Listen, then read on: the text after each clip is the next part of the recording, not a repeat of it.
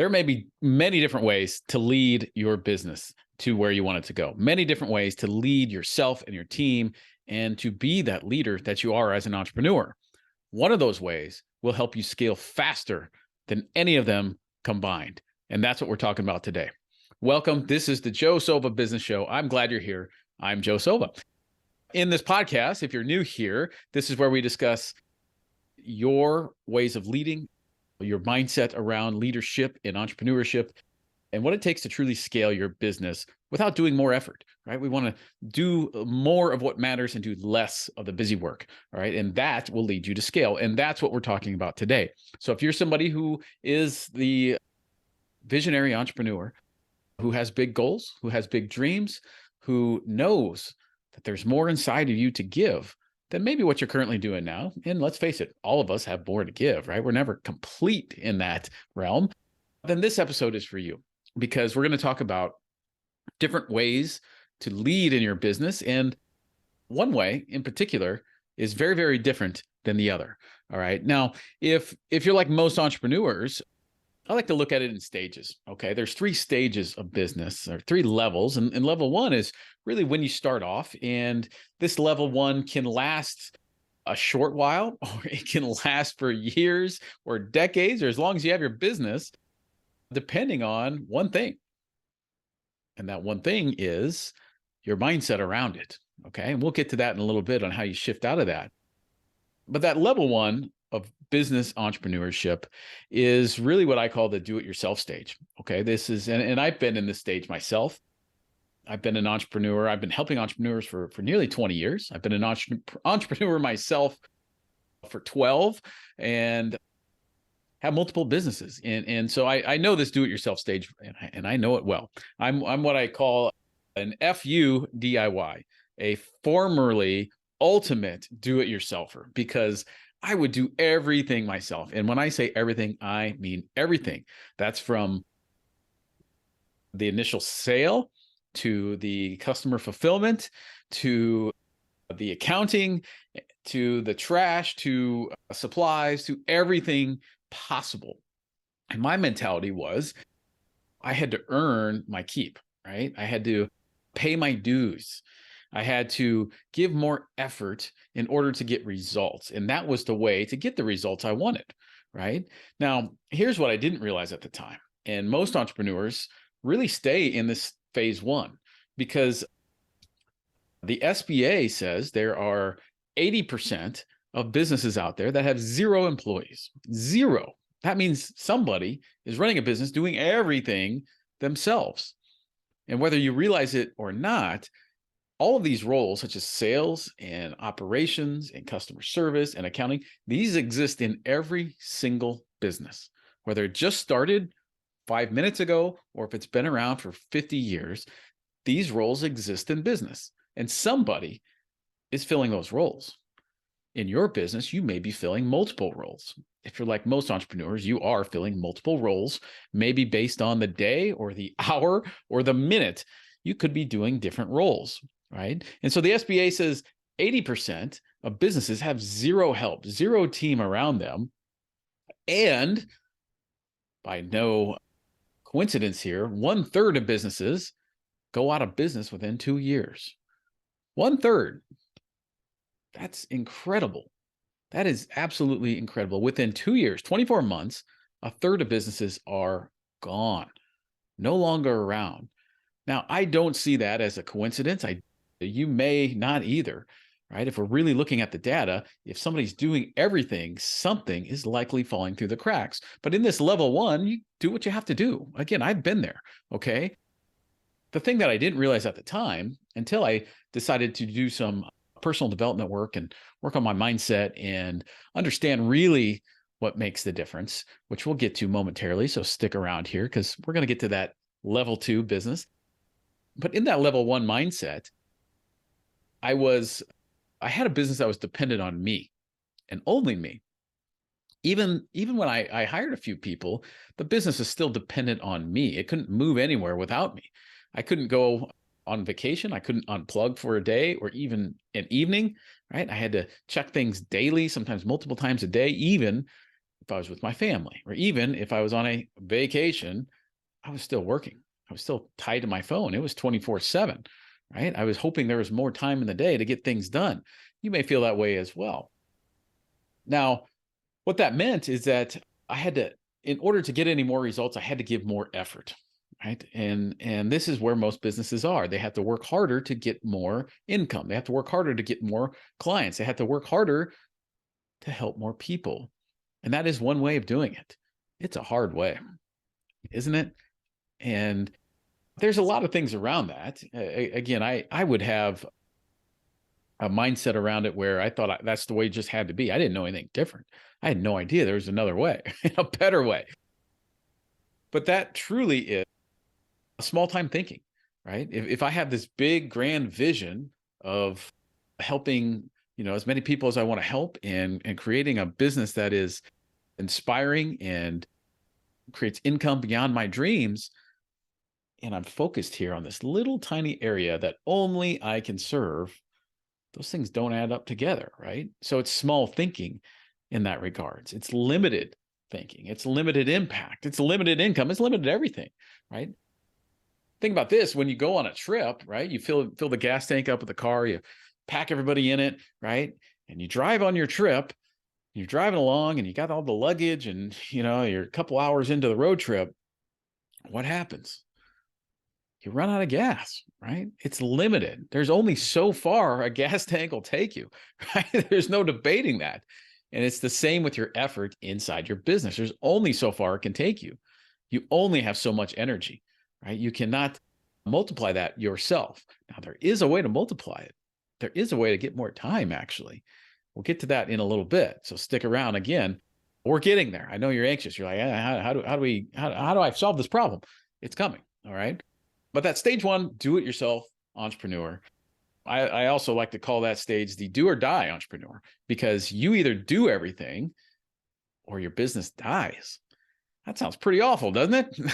That's not a healthy way to run anything, let alone your livelihood, let alone your dream, let alone the thing that you created from your own mind and your own self, right? A lot of times in this phase, you could describe the business as chaos as well, right? You're doing the urgent, you're doing what's right in front of you that minute, right? Things just kind of fly in, whether it's email or maybe if you do have a team, they're coming to ask you questions, right? Things kind of seem out of control and you can never quite get a grip on it, right? You go to sleep at night. This is how I was. I'd go to sleep at night and think, if only I could, have a couple more hours to organize things, right? But you and I both know, even if I had a couple more hours, or even if you have a couple more hours, it's just going to be a couple more hours of chaos, right? This wasn't a matter of needing more time. It's a matter of shifting my mindset around the way I did business, the way I thought about my business, from this small-minded thinking into thinking much bigger. All right. So that phase, that do-it-yourself phase, that do or die entrepreneur phase, is really organized chaos at best, right? And out of control chaos. And at worst, it's crash and burn, right? Because you can run so fast, and I almost got to this point on a couple of occasions, but you can go so far, so fast and push yourself and think, well, I'm the superhero. I have to do everything, right? I have to be the first one in and the last one to leave, and I have to do more than everybody else because I care more and nobody else will care. All of that simply leads you nowhere, right? It leads you to getting not only stressed and more pressure, not only lack of health, right? You may not be exercising and you may not be eating right and things like that. I've been through all of that, but it leads you to a place of resentment, right? This very thing you created winds up being a job that you're chained to, that you can't let go, you can't leave. At the same time, you're stuck because this job you created yourself is providing for your family, is providing your income, right? And a lot of times providing the purpose you have in your life. And yet, if it's purposeful and you're doing tasks like emailing or customer service, or these things certainly need to be done, but do they need to be done by you? Right? But in that stage one, in that do-it-yourself mindset, you're thinking, yes, it's easier if I do it, or I can save a few bucks if I do it, or if I want it done right, I have to do it myself. right? Very common. So stage one, level one of business is really that do-it-yourself phase. That'll get you so far. And some people make it further than others with that mentality, but it is inevitable. There is a limit there. There is a ceiling. There is a plateau that it's you will hit. There's no doubt about it. That's not really debatable, because just like if you were to carry bricks from one side of the driveway to the other, right? You can only hold so many, right, yourself, until you collapse. It's that simple. Okay. So that's stage one. And most entrepreneurs stay there most of the business life. All right. In some form or capacity. Now, what starts to happen, even worse than being limited, is that as stage one starts to develop and prolong, okay, this do-it-yourself mentality, you start getting diminishing returns. All right. So what that means is that you're putting in more effort, but it's not equaling the same amount of income that you're receiving, right? Maybe you've grown and you have employees now, you have more expenses now, and you're putting in more effort than ever. You're putting in more hours than ever. You're putting more time than ever, but that income isn't keeping up pace with what you're putting into it, right? You're probably wondering, is this even worth it at this point? And even, again, I've been here. Okay. So even at this point, if your income is increasing, you're probably still asking, is this even worth it? Because you've lost your time. You've lost likely any family life or hobbies, right? When I was stuck in this phase, I had zero hobbies. I had nothing else going on at all. And I worked my family in when I could, but I wasn't present, right? It was a let's get things done. I've got more work to do type of attitude. And so businesses have a choice at that point, right? You can keep doing that way, the do it yourself, and see how long you can go. Eventually, sooner or later, those entrepreneurs find out that they become a statistic and their business is no longer around. Or you can decide to shift into phase two, level two, stage two of entrepreneurship. And that really is creating a mindset shift around what you're doing, right? This is where you start to delegate tasks. This is where you start to automate things within your business, right? This is where you start to build a team and people around you, right? Now that starts to feel pretty good, right? You start to have a little more energy. You have people around you. Hold up, because there's a trap here. What can happen is if you do things like you hire people and build a team, or you start to automate things or even delegate, what can happen until you shift your mind around this and what it means around this. If you bring that do-it-yourself mentality in, right, you simply get trapped in a bigger machine. You become a cog in a bigger wheel rather than before. Yes, you have some help in that wheel, but is it still dependent on you? I lived through this as well, right? I had a team hired, and yet every question was coming back to me for an answer, right? The famous question, hey, what do you want me to do with this? And so there's ways around that. Giving an answer is actually the worst thing you can do in that scenario. There's other ways to empower people, such as asking them what their opinion is, right? Something that simple. But that's a mindset shift. And it took me a long time to realize that. But when you shift your mind from that small-minded thinking of, I have to give the answer, to thinking big of, let's let the employee come up with the answer on their own and go with whatever answer they decide, right or wrong, let them learn the lesson themselves through experience. That's big picture thinking. All right. This is where you start to see more results based on the leverage you're creating. All right. This is what I call leading with leverage versus phase one, which was leading with effort, right? When you're leading your company with effort, that's constantly putting more in. When you start to lead with leverage, that's when your business can finally scale, right? You have a growth focus. You're focused on actually growing the business rather than seeing hiring somebody as a cost and taking money out of my pocket. You now see it as an investment and something that's going to grow your business, right? Whatever needs to be done. This is long-term thinking with an abundance mindset, that there's unlimited options out there, versus stage one, which was very lack mindset. I've got to save money here, got to save money there. What's in front of me today? Very short-term thinking, right? This is long-term thinking, long-term build, where, hey, what's best for the business in 6 months, 12 months, 12 years, right? This is about thriving rather than surviving the next day. Level 2 is big picture thinking, right? It's leading with leverage. And when I say leverage, what that means is that you're using more than effort, right? In physics, right? If you have a big rock you got to push up the hill, right? Sure, you could push it up with, or you could try to push it up with simply your own effort, or you can create a lever, put the lever underneath the rock, and you're going to move that rock much easier and with less effort. You actually move the rock further with less effort than you would trying to push it. All right. So that's what leading with leverage is. Now, this does include things like delegating to people and automating to technology. But the real key here, the thing that gets missed in all the books, in all the courses out there that you've probably heard before, it's not about hiring. It's not about automating. This is about mindset and thinking big and shifting your frame of mind around what it means to lead with leverage. All right. This is working on a strategic plan versus doing what is ever urgent in front of you today.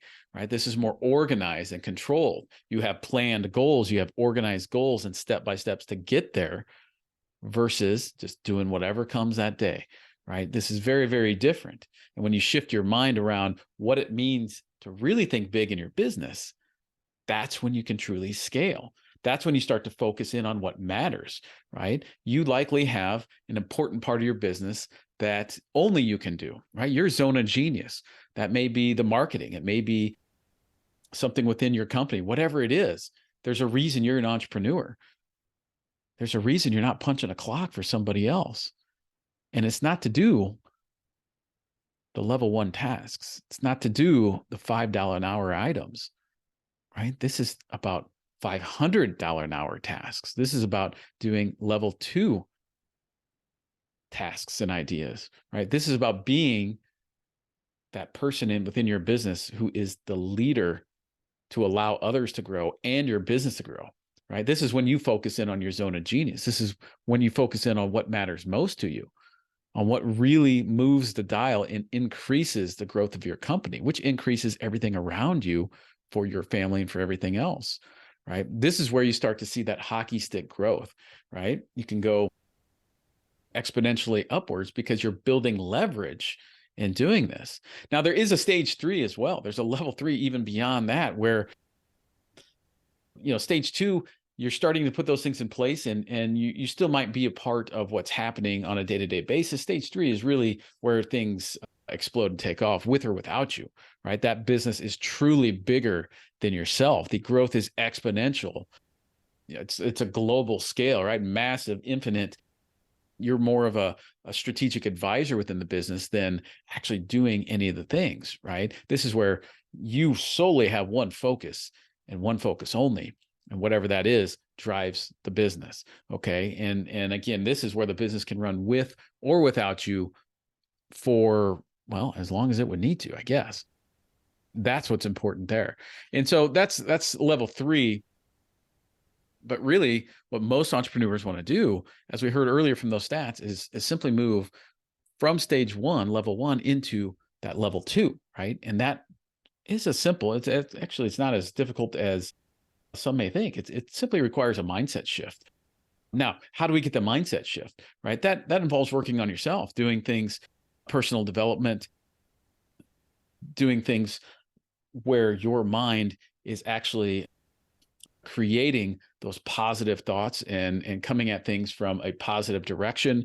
In entrepreneurship, it's easy to get caught up in what could go wrong. It's easy to get caught up in, this might not work out. What's in front of me next, and push forward through the issues. But there's no medals of honor, right? There's no badges for going through the most trials and tribulations, right? It's about getting results. It's about thinking big enough that you can create that impact and that income, right? And so there's different tools out there to shift your mind around that. Things such as hypnosis, things such as there's something called a like to dislike pattern interrupt, things like that I help my one-to-one clients with, and in different programs we have. But you can find those ideas around shifting your mind out of one thing and into another in various areas. If you want a free resource, you can visit my website, and there is a free resource where it will guide you in a quick 30-minute exercise to go from thinking small into thinking big, right? So those are ways to do that. So if you're interested in that, you can check out my website, go to joesilvatraining.com/resources, and you can download that free resource yourself. So this really is, it's clear probably by now that stage one, level one is one way to do business.